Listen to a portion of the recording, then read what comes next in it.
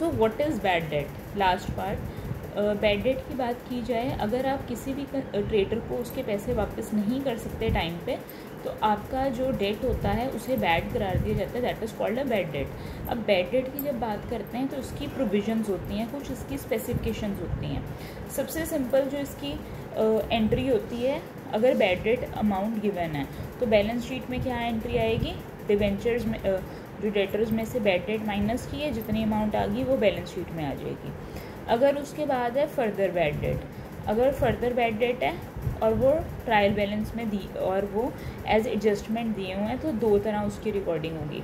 P&L account में bad debt में से P&L अकाउंट में बैड डेट में फर्दर बैड डेट ऐड कर देंगे तो वो अमाउंट आ जाएगी P&L अकाउंट में। बैलेंस शीट में डेटर्स में से फर्दर बैड डेट माइनस कर देंगे तो वो अमाउंट आ जाएगी बैलेंस शीट में, ठीक है। फिर उसके बाद जो इम्पोर्टेंट पॉइंट है that is provision for bad debt. Provision for bad debt की अगर बात की जाए, उसकी दो एंट्रीज होती हैं।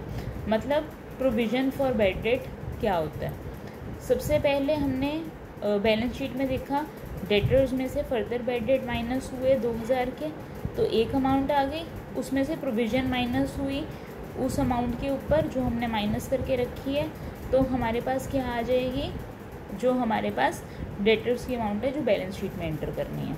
सिमिलरली वही जो बैड डेट में और वही जो अमाउंट है P&L अकाउंट में क्या होगी, बैड डेट 5000 के, फाइनेंशियल जो उसके बाद फर्दर बैड डेट है वो ऐड हो जाएंगे क्योंकि वो हमारा खर्चा है। फिर उसमें प्रोविज़न जो न्यू क्रिएट की है वो भी ऐड हो जाएगी। तो ये करते करते हमारे पास टोटल अमाउंट आ जाएगी P&L अकाउंट में। यहाँ तक क्वेश्चन है वो हर कॉम्पिटिटिव एग्जामिनेशन लेवल में पूछा जाता है। इसके अलावा एक क्वेश्चन होता है provision for discount on debtors. So provision for discount on debtor, जहाँ हमने प्रोविज़न क्रिएट की है बैड डेट की, उसके बाद provision for discount on debtors की हम एंट्री करते हैं।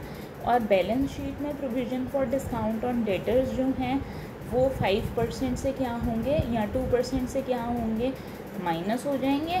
और वही डिस्काउंट ऑन डेटर